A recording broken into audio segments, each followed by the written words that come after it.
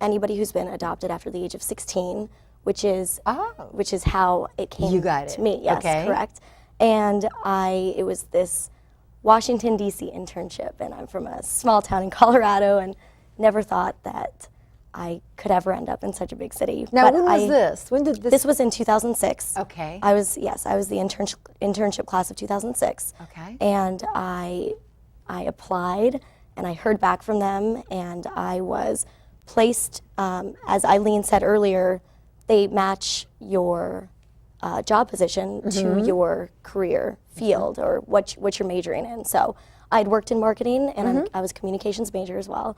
And so they placed me in with a nonprofit organization doing communications and marketing. So exactly, so that landed me here in, I placed in Washington, D.C., directly downtown in the business district, and started working for them, and I loved it and thoroughly enjoyed it. Applied to school in Washington, D.C. I applied to a few different universities. Is that why you decided on GW? That is, truly, yeah. Okay, I didn't realize that. That's really interesting. It was, so that brought me here, and sort of, that's, I guess, where I found my passion in working and in attending school here in D.C. So 3 months later, one semester in Colorado, and I moved to D.C. Now, are you still working while you're going to school? I am. Okay. Yep, I am. And currently. did you know, in the internship program, there are about 20, 30 kids, right? Did you make friends, or did you certainly. network with them? Certainly. And did you make some good contacts that you're still in contact with? Definitely. Actually, I just had friends from the internship program visit. Is that right? Yes, we were speaking on Capitol Hill together last week. So, That is we've formed a very strong network, stay in contact all the time, and I will tell you, I turn to them for really anything, whether it be for just support, you know, in life, for someone to talk to, so, you know, a shoulder to lean on. I turn to them for scholarship information.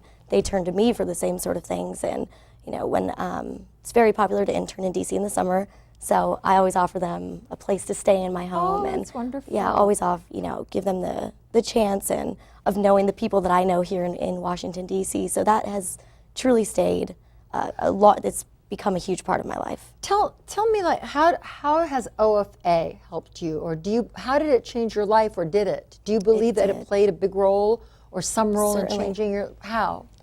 When I was first thinking about attending college, of course, the finances really hit your brain first, so that's one of the first things you think of. Right. And my foster mother, who then became my adoptive mother, told me about a grant that is offered through several states now that's sponsored by the Orphan Foundation of America, and it's called the Educational and Training Voucher. Okay. And they provide a large stipend annually, and that's how I got involved with OFA. So they've started funding my school, and then when I moved to Washington, D.C., I began volunteering at the care package events and volunteering. Oh, did you really? I did. So you actually got involved as a volunteer. I did. I was a volunteer myself. Yes. Good for you. So you gave back right away. I did. Yes. That is great. So, and you're still involved with them? I am. Yes. Okay. Yeah. On several different. What advice would you give to kids that are watching?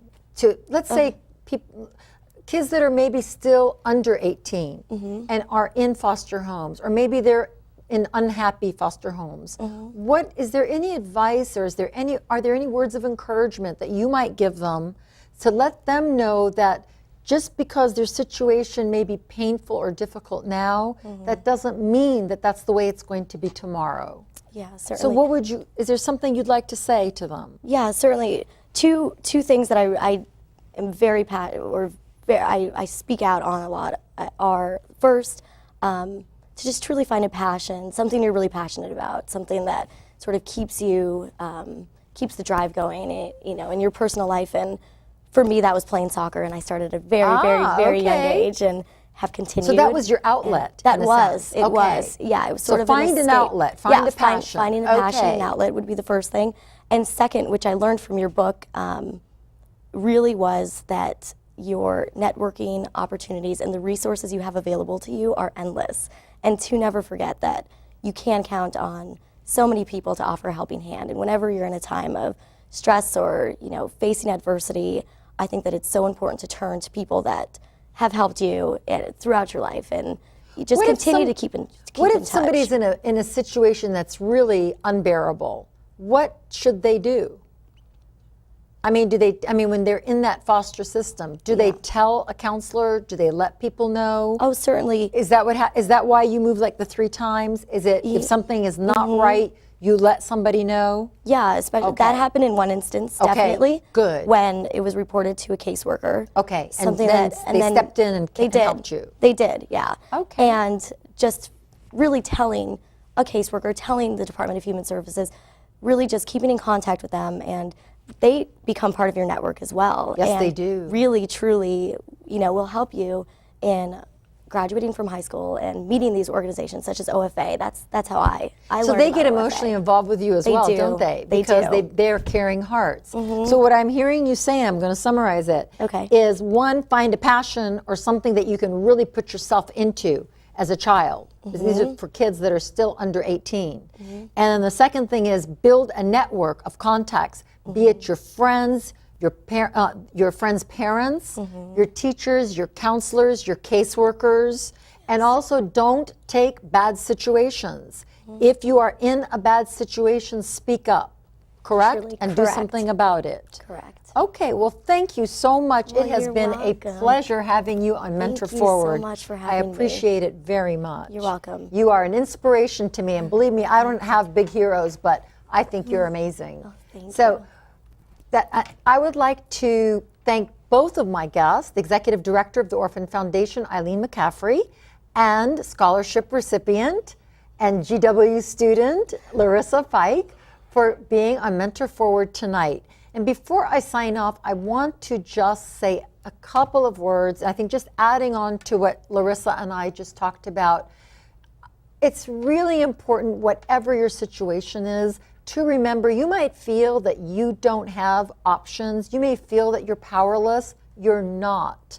The life you're living today was made by somebody else's choices yesterday. But from this day forward, you still can make choices, be it how small they are, they can affect your future. And as an example, let's say you are a young person. If you have a choice between going out to a party and getting drunk versus studying for your finals, that's a choice that you can make. And that's not something you need to blame someone else for. So by making good choices today, you ensure a better life tomorrow. And that's your way out. That's your ticket out. That plus Orphan Foundation and scholarships, and there are many that will provide scholarships and grants and so forth. So whatever your situation is today, you can have a bright future tomorrow, and that applies for anybody and everybody. And with that said, I guess it's time to wrap up our show. I'd like to thank again Larissa and Eileen for being here today.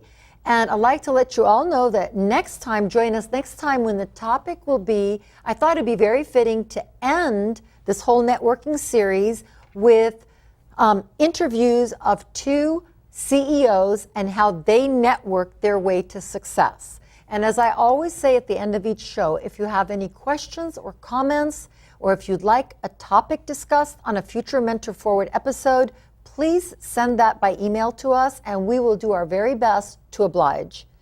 And as I wrap it up, and as I always say, until next time, as I mentor you, please mentor forward too. Because remember that knowledge is power, but only if it is applied and shared. Until next time, Kam Samida. It's like you're always stuck in second